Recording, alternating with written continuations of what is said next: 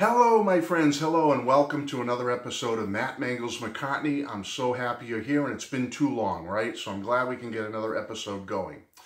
So, where did we leave off in the story? I always have to go back a little bit and kind of do a recap, you know?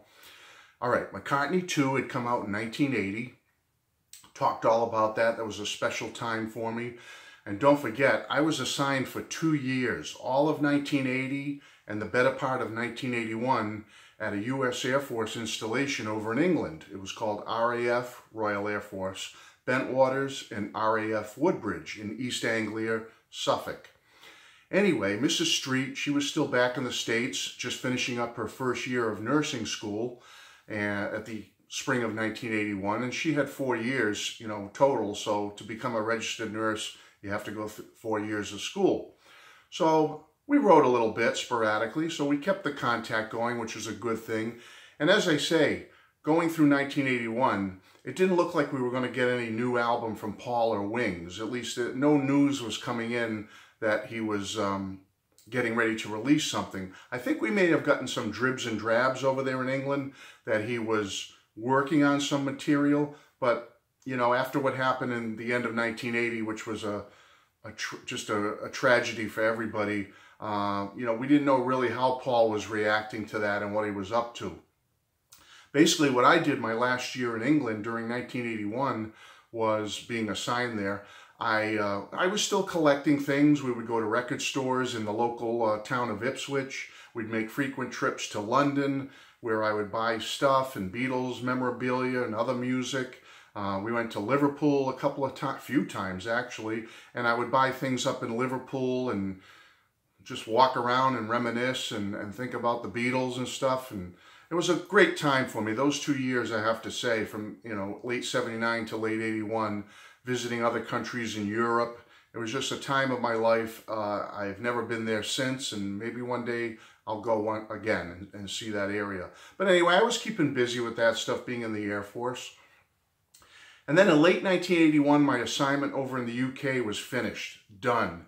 And I went home on leave for a couple of weeks. And then in early 82, I was assigned for my last 2 years in the active duty Air Force. I was assigned to Plattsburgh Air Force Base in upstate New York, which is about an hour from Montreal, about a half hour from the Canadian border or so. I believe some of you from that area could probably tell me better. But anyway, I was going to be assigned to Plattsburgh, and while I was home on leave, I didn't get to see Mrs. Street. I forget why, but I was only home for a brief period, and so I didn't get to see her during that time. What happened was I went up to Plattsburgh Air Force Base and was assigned there, as I said, and then we got rumblings in early March of 1982 that Paul was coming out with a new single. It was going to be with Stevie Wonder. Got excited about it. Ooh, what's this going to be all about? Sure enough, March 29th, Ebony and Ivy was released to the world. Big on MTV. MTV was new at the time, and the video was on there all over the place. #1 for like 7 weeks. Big smash hit for Paul. And then after that, we got word that an album was coming, and I got excited about it. All my fellow Beatle fans that I knew in the Air Force were getting excited about it, that Paul was coming back strong with another album. But it was going to be a Paul McCartney album, not Wings, not Paul McCartney and Wings. So I think by that point, by early 82, in my mind anyway, I pretty much knew that Wings was done. Although I had heard rumblings that Denny Laine had still been working with him, it didn't sound like anything with Wings was going to be on the horizon. So that was it for that. Anyway, what would happen was when I was up in Plattsburgh, I was only about 5 hours drive from home to get back down to southern New England from upstate New York. So every few weeks or so, we'd work 6 days on and get 3 days off. 6 on, 3 off. So your days off always rotated. So whenever I could get a chance or bum a ride with somebody until I could get my own car, I would go home every once in a while. And again, I didn't quite see Mrs. Street those first months of 1982. I'll tell you when I did bump into her. But all of a sudden, April 26, 1982, Tug of War was released. #1 album, folks. #1. Smash hit. hailed as a masterpiece in many corners, returned to form by many people's assessments. It was nominated for a Grammy for Album of the Year. I had to get this album. I was hearing so many great things about it. So there was a small little mall near the Air Force Base, not far from Plattsburgh or within Plattsburgh itself. So I went to the small mall, and back then they had record stores in malls, and you went in, and sure enough, I found the album. There it was. I have it to this day, right here. Tug of War, still in the shrink, still with the hype sticker. And I loved it, folks. Upon first listen, when I found this album, I listened to this album. I loved it right away. It was just something that struck a chord with me. Like I said, McCartney 2 had been growing and building with me, and I was really enjoying that one. But when this one came out, like I said, and I used the term earlier, return to form. It was just Paul at his best. His songwriting best, his singing, playability, everything. Commerciality of it, is that a word? But a very, could strike a chord with the general public, yet for hardcore fans, it also made us very happy and very pleased to get this type of material from Paul. Very popular in the dorms and barracks, as I should say. A lot of kids that I worked with in the Air Force loved this album. They bought the cassette. Some people bought the vinyl like I did. I think I bought the cassette as well to play in my car when I eventually got a car in mid-'82. Paul was on top again. On top again. And I love this album. And just to go further with some of the singles, was later in June of '82 that Take It Away was released, made top 10. And then the song Tug of War itself was released sometime in the early fall, I believe, or late summer. It was like September of '82. Tug of War came out as a single. Didn't do as well as the others. I think it only made like top 50 or something like that. But great song nonetheless, let's be honest.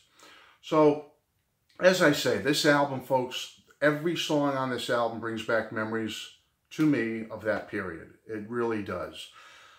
I'm in Plattsburgh, like I said, 5-hour drive from home. So, Mrs. Street, by the end of '82, is finishing up her second year of nursing school. And I hadn't seen her in 2.5 years. Since late '79, I had not seen her. So, during the middle part, summer of 1982, whenever I got that 3-day break, I finally got myself an old beat-up Mustang II. Remember those? Not an original Mustang. It was a smaller Mustang II with a 4 on the floor stick shift. But you know what? It was my first car ever.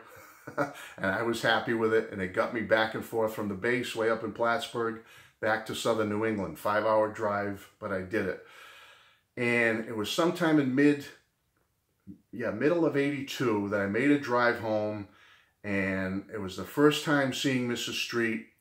We rode occasionally, as I said, even when I got to Plattsburgh. But, like I say, she was still, God bless her, she didn't get much help from her family. I have to say that for Mrs. Street. She really worked her butt off, put herself through college by herself with no help from anybody, worked her tail off. She eventually moved up to an assistant manager position at Burger King by middle of '82. So I went home on my 3-day breaks, and she was at one that was near my house. As a matter of fact, it was the one where I originally met her. And I drove home and met her at the Burger King, and we spent some time together whenever I could come home on breaks. Like once a month or so, I would try to get home during '82. And this album, Tug of War, takes me right back to that period and rekindling that friendship for now. Friendship during '82 with Mrs. Street. We were friends, and every month or so when I would come home on that 3-day break, I would make a point to meet up with her, to either go out for a bite to eat or have a cup of coffee and chat together, whatever, or just meet up at the Burger King if she was working and say hello. But I did it. I did it because I wanted to keep that contact with her, and we were really close friends, like I said, going back to 78 when I first met her. And this album, Tug of War, takes me back to that period.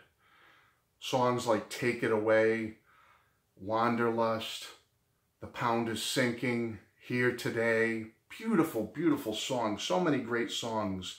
Get It with Carl Perkins is a treat, an absolute treat. I even like What's That You're Doing, funky, good groove to it. Somebody Who Cares is a beautiful song. Obviously, Tug of War. Dress Me Up as a Robber is a great little pop song. Ballroom Dancing, how could I miss that one? Great song. And every song on this album, when I hear them, takes me back to rekindling that friendship with Mrs. Street back in 1982. And for that, I will always cherish this album because it's one of those memory albums. You know how you have those albums in your life that just bring you back somewhere and take you right to that moment? And if you close your eyes and sit back while the music's playing, you can picture those images in your mind of being with friends, loved ones, experiencing fun times with people. That's what this does for me, folks. And I'd love to hear what it does for you. Were you around back in 1982? Were you old enough to have memories of this album? Please share them with me. I'd love to hear it. And don't forget, I was seeing Mrs. Street as friends every once in a while then, but don't forget, 1983 is just around the corner. More big changes are about to happen, okay? A little bit with Paul, but with me and Mrs. Street and life in general, changes are about to happen. Because in middle of 83, I'm about to leave active duty of the U.S. Air Force and be home again full time. I was going to have to do 2 more years of reserves, active reserves, I should say, where you do 1 weekend a month and 2 weeks in the summer service. But my active duty, being full time away, was going to end in middle of 83, and that would bring some big changes in my life and Mrs. Street's life. So, going to school, getting a job, a regular job, and there's another album coming right around the corner. And as we know, Paul was working with George Martin again for this album. Ringo was helping out. Denny is on this album a little bit. Linda. And you're going to see some of the fruits of those sessions are going to spill over into 1983. And we'll talk about that and my feelings on that album. But anyway, folks, I just want to leave you with Tug of War.